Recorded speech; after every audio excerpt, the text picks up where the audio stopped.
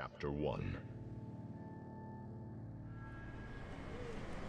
Leia Organa, once Princess of Alderaan, and now General of the Resistance, stood in a jungle clearing on Dakar, a throng of officers and crewers on either side. Their heads were down, and their hands clasped, but Leia could see them stealing looks at her, and one another, just as she could see the way they shifted uneasily from foot to foot. War was coming, and they knew it. And they were worried that in her grief she'd forgotten. The idea offended her. Leia knew all too much about war and grief. She'd lived with both for longer than some of these fretful officers had been alive. Over the 5 decades of her life, in fact, war and grief had been her only truly faithful companions. But she had never let either stop her from doing what had to be done.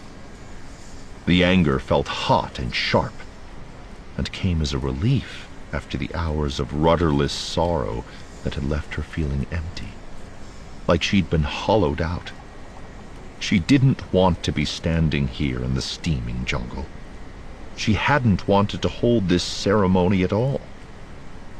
She'd stared balefully at Admiral Ackbar when the veteran Mon Calamari officer had taken her aside in Dakar's war room to deliver his message. Han is dead at the hands of our son, and you want me to give a speech? But Ackbar had faced down even worse things than an angry Leia Organa.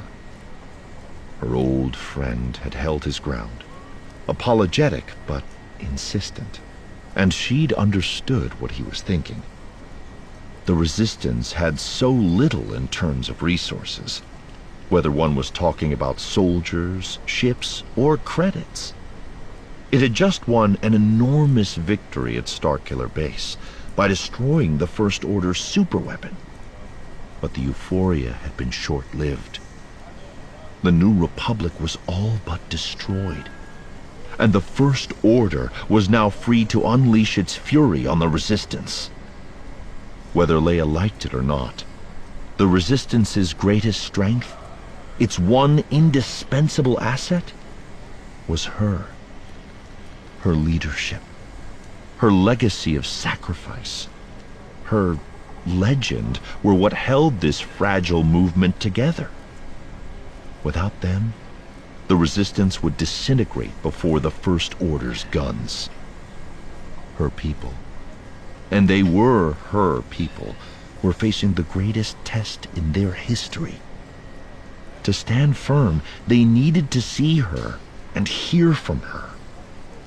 And they needed her to look and sound strong and determined. They couldn't suspect that she felt broken and alone. If they did, they would break too. If that struck her as cruel, well, the galaxy was often cruel. Leia didn't need anyone to explain that to her. So she had returned to the landing field, where she'd said farewell to the Millennium Falcon. And what was that battered, saucer-shaped freighter but another piercing reminder of what she'd lost? Slowly and somberly, she'd read the names of the pilots who'd never returned from Starkiller Base.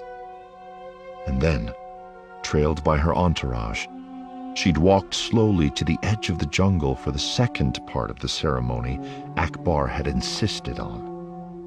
One member of that entourage, a slim protocol droid with a gleaming golden finish, was more agitated than the others, or perhaps just doing a worse job of hiding it.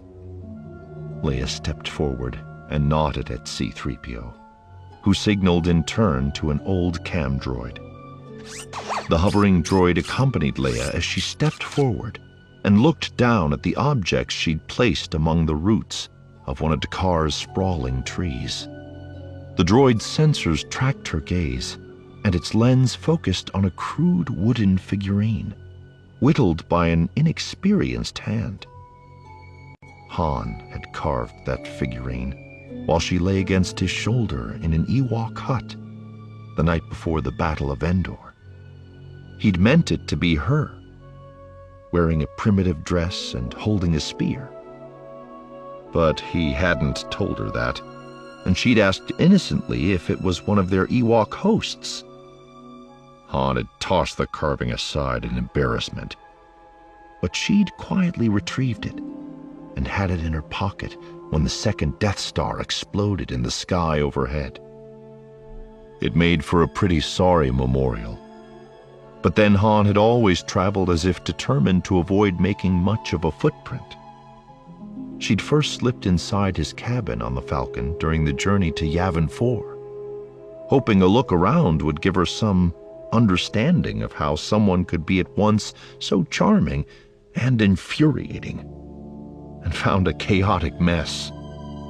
Worn spacer gear, stacked flight manuals, and bits of equipment shed by the Falcon during innumerable malfunctions. The only personal touch she'd found aboard the whole ship was the pair of golden dice hanging in the cockpit.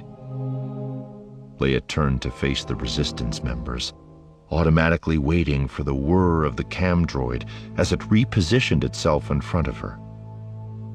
She stared into its lens, her gaze steady.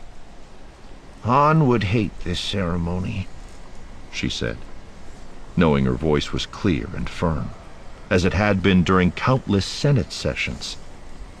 He had no patience for speeches or memorials, which was to be expected from a man who was allergic to politics and suspicious of causes. She saw a smile creep onto General Emat's face. That was something. But then Emat had fought alongside Han during the days of the rebellion. So had Admiral Akbar and Nien Nunb. Others, such as Commander Dacey and Lieutenant Connix, knew of Han only through his connection to her, which had been severed years earlier. They were here for her, and waiting stone-faced. I once told Han that it was tiresome watching him do the right thing only after he'd exhausted every alternative, she said. But sooner or later he'd get there. Because Han hated bullies, and injustice, and cruelty. And when confronted with them, he could never stand down. Not in his youth on Corellia, not above Yavin, not on Endor, and not at Starkiller Base. In the distance, she could hear the whine of speeders moving heavy equipment. She'd agreed to speak if Akbar, in turn, agreed that her speech wouldn't halt the evacuation preparations. They'd both known the First Order had somehow tracked the Resistance to Dakar, which meant its warships would be coming. Han fancied himself a scoundrel, Leia said, smiling at that last word. But he wasn't. He loved freedom. For himself, certainly, but for everybody else in the galaxy, too. And time after time, he was willing to fight for that freedom. He didn't want to know the odds in that fight, because he'd already made up his mind that he'd prevail. And time after time, somehow he did. C-3PO turned his golden face toward her, and for a moment she worried that the droid might chime in with some anecdote about Captain Solo being particularly reckless. Despite being programmed for etiquette and protocol, C-3PO had a singularly awful sense of diplomacy. So she pressed on before the droid could activate his vocabulator. Han didn't want to know the odds when he and Chewbacca flew back to the Death Star in time to save my brother Luke, and the last hope for our alliance, she said. He didn't ask about them when he accepted a general's rank for the ground assault at Endor. He didn't want them calculated when he fought for freedom at Kashyyyk. And he refused to think about them when he saw a way to fly through the First Order shields and infiltrate Starkiller Base. And when he agreed to reach out to our son, she might have added, to reach out and try to draw him back out of the darkness. But she didn't say that. Leia had given everything she had to Alderaan, and then to the Alliance, the New Republic, and now the Resistance. But that was hers alone. Leia saw Emat's eyes on her, and realized she was blinking hard, her lower lip trembling. She forced herself to breathe in, then out, until she knew from years of practice that she once again looked calm and composed. Almost there. A transport lifted into the sky above the Resistance base, its ion exhaust riffling the tops of the trees and sending a flight of sonar swallows skyward, warbling in protest. The faces around her watched the starship shrink into the distance before turning back in her direction, and she felt the anger return. They all knew how little time they had, and everything that needed to be done, and yet she knew not one of them would dare to stop her if she talked all day, undone by grief and loss, until finally a First-Order barrage silenced her forever. Leia had been horrified to hear the Resistance called a cult of personality. That had been her New Republic critics' choice of words when they sought to dismiss her as a warmonger and a relic. They'd been wrong about most everything, but the criticism had a grain of truth.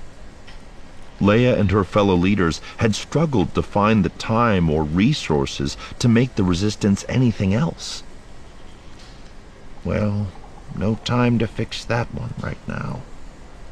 And anyway, all my critics are dead. So many of you have offered me your sympathy, and I thank you for your kindness, Leia said.